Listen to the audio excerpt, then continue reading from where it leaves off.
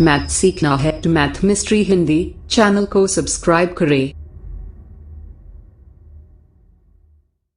तो आज हम लोग क्लास 11th मैथ एनसीईआरटी का दूसरा नंबर प्रश्न हल करने वाले हैं।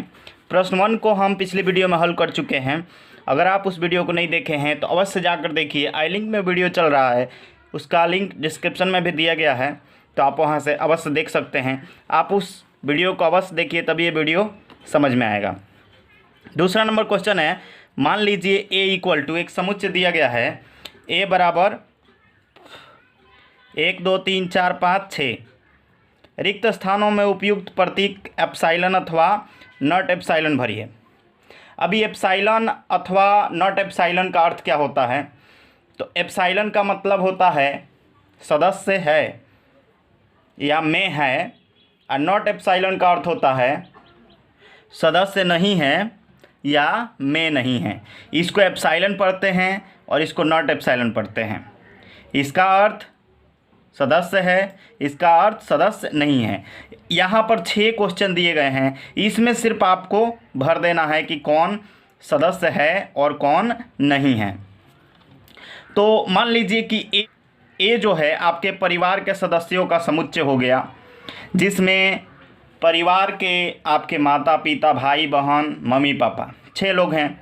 उनका नंबर जो है 1 2 3 4 5 6 के द्वारा कोड किया गया है।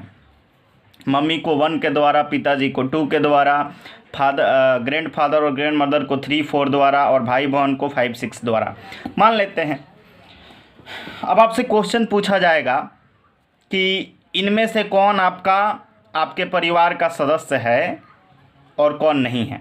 तो जो होगा वहाँ पर आप एप्सिलॉन भरेंगे, जो नहीं होगा वहाँ पर आप भरेंगे कि नॉट एप्सिलॉन, यानी कि ये आपके परिवार का सदस्य नहीं है। सबसे पहला क्वेश्चन है क्वेश्चन नंबर 1, 2 का 1 नंबर 5 ... a। यहाँ पर हमें बताना है कि 5 a का सदस्य है या नहीं है, यानी कि 5 जो है आपके परिवार का सदस्य है कि नहीं। तो 5 जो है आपके परिवार में शामिल है, इसलिए ये सदस्य है। और यहाँ पर आपको सिर्फ भर देना है एप्सिलॉन। कोई बड़ा चीज़ नहीं है, बिल्कुल इजी तरीके से आप मैथ को समझेंगे, बिल्कुल खिलौने की तरह इससे खेलना सीख जाएंगे। बस आप हमारे चैनल को सब्सक्राइब कीजिए और वीडियो को तनी खूब शेयर कीजिए, बच्चे तक पहुंचाइए, ताकि बच्चे इसका लाभ उठा सके।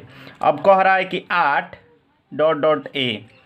8 जो है इस सदस्य है कि नहीं आपके परिवार का? तो आपके परिवार तो a है, इसका सदस्य 1 से 6 तक है। 8 कहाँ है? देखिए, तो आपके परिवार में है 8? नहीं है ना, तो ये सदस्य नहीं है। ऐसा चिन्ह मतलब सदस्य है, इसको काट दीजिएगा इसे, तो नहीं है। और इसको पढ़ेंगे नॉट एप्सिलॉन। तीसरा नंबर देख लीजिए। तीसरा नंबर में है कि 0 ... a।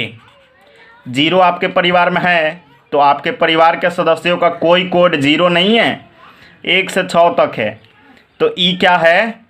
सदस्य नहीं है, ठीक है ना। आइए चौथा नंबर को देखिए बड़े इजी तरीके से। चौथा नंबर में क्या दिया गया है? तो चौथा नंबर में दिया गया है 4 ... a, मतलब कि 4 आपके परिवार का सदस्य है कि नहीं। तो देखिए, आपके परिवार का सदस्य जो है इसमें 4 दिख रहा है, तो हाँ यहाँ पर है, यानी कि ये आपके परिवार का सदस्य है। तो यहाँ पर एप्सिलॉन का चिन्ह दे देंगे, बस कुछ नहीं। पांचवा नंबर देखिए, कह रहा है कि 2 ... a आपके परिवार का सदस्य है कि नहीं? तो है ना, 2 यहाँ पर देखिए तो है ना। तो ये 2 आपके परिवार का सदस्य हो गया, ऐसा एप्सिलॉन का चिन्ह दे देंगे। आखिरी नंबर क्वेश्चनवा का कह रहा है, देखिए ये 6 नंबर कह रहा है कि 10 ... a। ये आपके परिवार का सदस्य है जी 10। तो आपके परिवार में तो जो नंबर कोड किया गया है 1 2 3 4 5 6, 10 कहाँ है? तो नहीं है, तो लिख देंगे कि नॉट एप्सिलॉन, यानी कि 10 हमारे परिवार का सदस्य नहीं है। ये सॉल्व हो गया। 2 का 6 गो क्वेश्चन था जो हम लोग बिल्कुल हलवा की तरह सॉल्व कर लिए। ऐसे ही पूरा मैथवा को हम लोग सॉल्व करेंगे।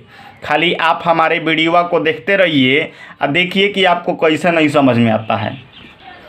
मैथ तो आप एकदम बिल्कुल किसी भी क्लास का हो एकदम धक्का-धक बनाना सीख जाएंगे, खाली आप वीडियो देखते रहिए लगातार। आइए अब हम तीसरा नंबर क्वेश्चन को देखते हैं। और 3 नंबर क्वेश्चनवा पढ़िए तो कितना आराम से बनेगा। तनिका दिया गया है, देखिए, निम्नलिखित समुच्चयों को रोस्टर रूप में लिखिए। ये बड़ा आसान क्वेश्चन है, समुच्चय निर्माण रूप में यहाँ पर दिया गया है, हमें खाली रोस्टर रूप में व्यक्त कर देना है। तो ये पिछली वीडियो में हम बताए हैं कि रोस्टर रूप का होता है, और नहीं देखे हैं तो आप ज़रूर देखिए उस वीडियो को, तो अभी समझ में आएगा। तो आइए इस क्वेश्चन को हम लिखे हुए हैं और इसको हम देखते हैं।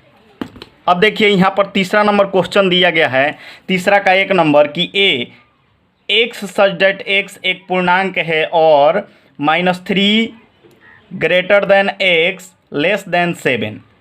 इसको कैसे पढ़ेंगे? तो सभी एक्स का समुच्चय जहाँ एक्स एक पूर्णांक है और -3 से बड़ा है एक्स और 7 से छोटा है एक्स, तो इसको समुच्चय निर्माण रूप में कैसे लिखेंगे?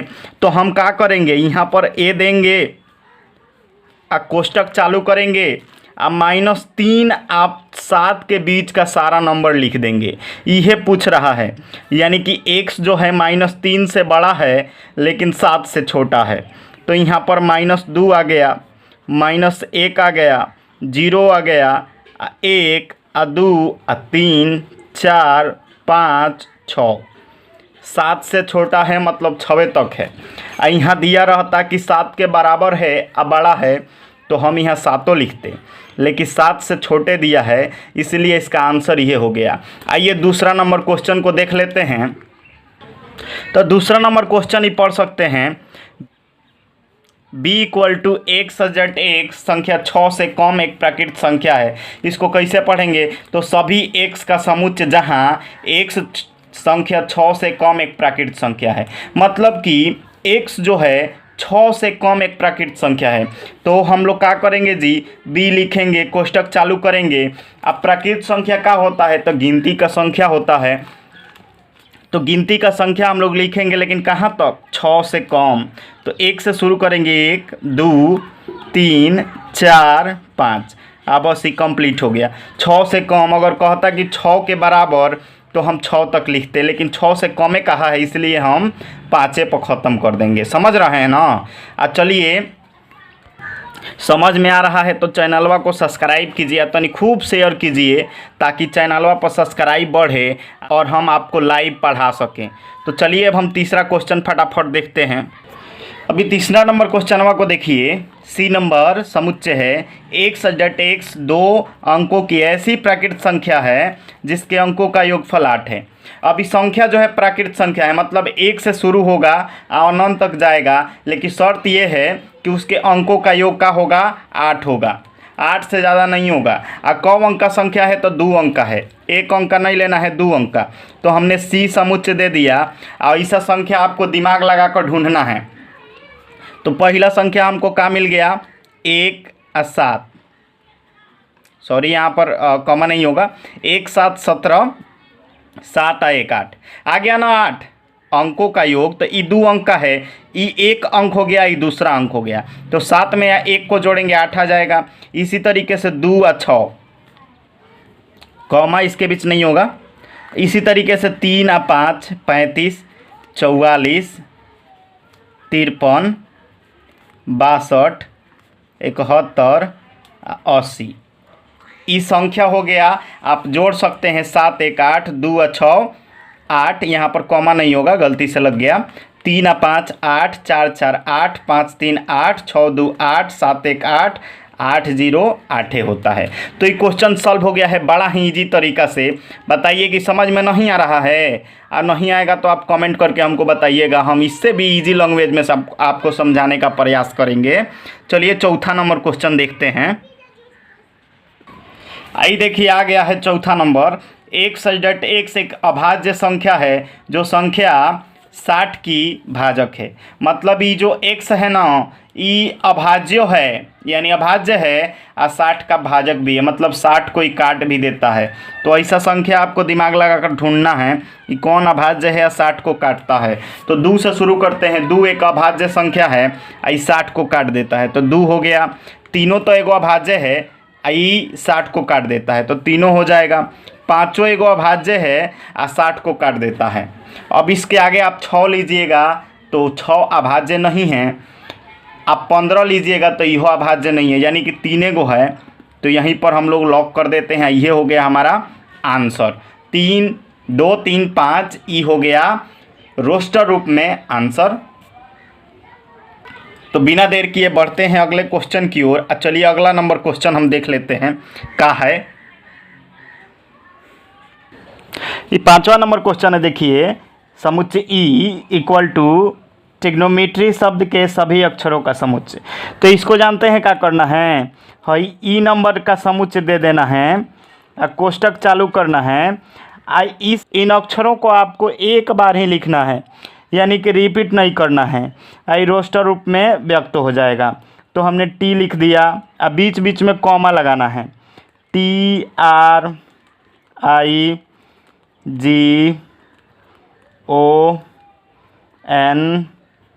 ओ अब आ रहा है, तो ओ आ चुका है एक बार, तो ओ अब नहीं देना है। क्या कर देंगे, एम दे देंगे। एम ई नहीं आया हुआ है तो ई देंगे।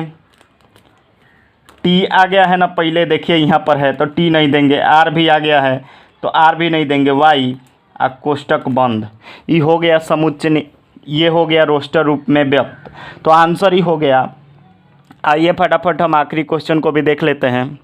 आइए देखिए, तीसरा नंबर का आखिरी क्वेश्चन है। एफ इक्वल टू बेटर शब्द के सभी अक्षरों का समुच्चय। तो इसको वैसे ही जैसे 5वां नंबर बनाए ना, वैसे ही इसको बनाना है। ये 6ठा नंबर क्वेश्चन है, इसको वैसे ही बनाना है। तो एफ दे देंगे और कोष्टक चालू, अब बिना रिपीट किए हुए अक्षरों को लिख देंगे। तो टी एक बार और है तो नहीं लिखेंगे। ई भी आ चुका है पहले, तो आर खाली लिख देंगे। ये हो गया आंसर। ये रोस्टर रूप में व्यक्त हो गया। तो आशा करते हैं कि वीडियो आपको अच्छा लगा होगा। अच्छा लगा है तो लाइक कीजिए, ज़बरदस्त शेयर कीजिए, खूब शेयर कीजिए। आप बिल्कुल ईजी तरीके से आप क्लास 11th का मैथ आप बिल्कुल समझ जाएंगे। इसे हम बताएंगे कि क्लास 12 का भी मैथ हम पढ़ाने वाले हैं बहुत जल्द। 10th का तो चलिए रहा है, 9th का भी हम शुरू करेंगे। तो मैथ और साइंस आप बिल्कुल इसी तरीके से समझना चाहते हैं तो मैथ मिस्ट्री हिंदी चैनल को सब्सक्राइब अवश्य कीजिए। आज के लिए इतना ही। धन्यवाद। जय हिंद, जय भारत।